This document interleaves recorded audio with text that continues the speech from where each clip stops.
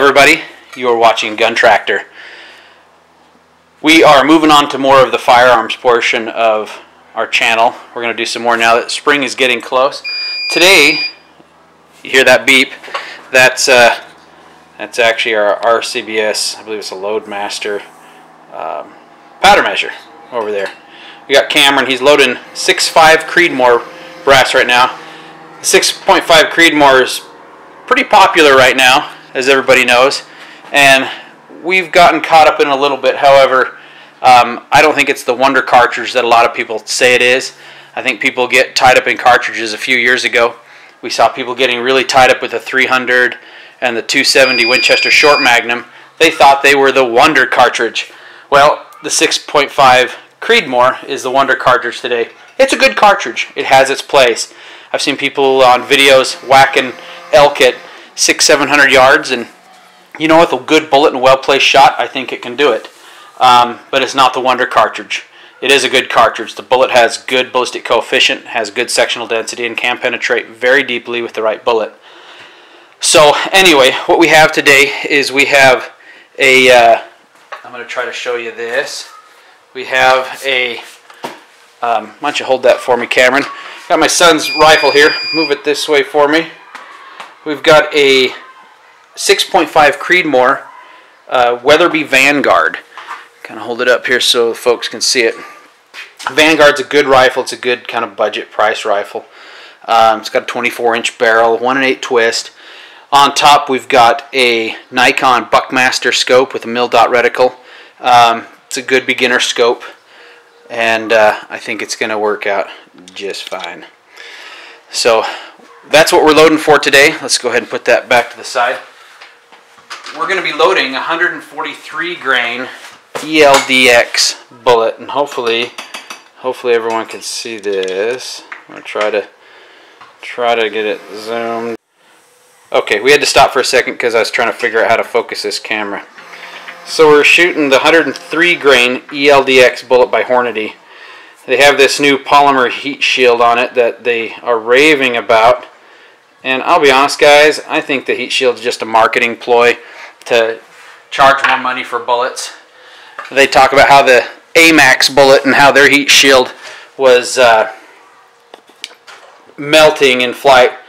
I'll be honest with you, if that was such a problem, then they wouldn't have shot so well. But AMAX bullets are known for their accuracy. So, just my opinion, Hornady. Take it or leave it. That's what I think.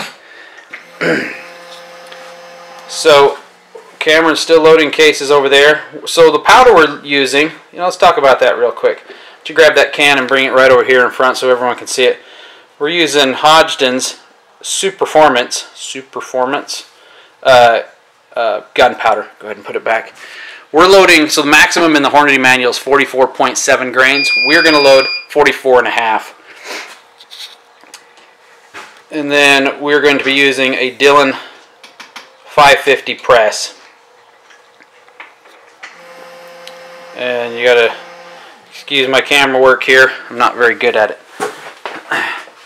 We've loaded a few rounds to make sure everything's gonna work. This is what our rounds are looking like, and once again, I'm gonna try to zoom that in. A bullet really sticks out there. Let me get it a little closer for you guys. Bullet really sticks out there. We're using Hornady cases, and of course the ELD-X bullet. It looks good in there. The 143 grain ELD-X bullet has a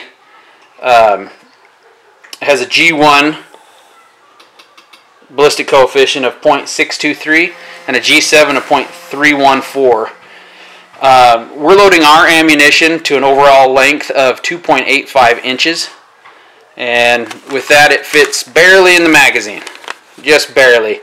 We're having no issues with it hitting the lands or grooves on the lands on the rifling, so we're just at about the right depth.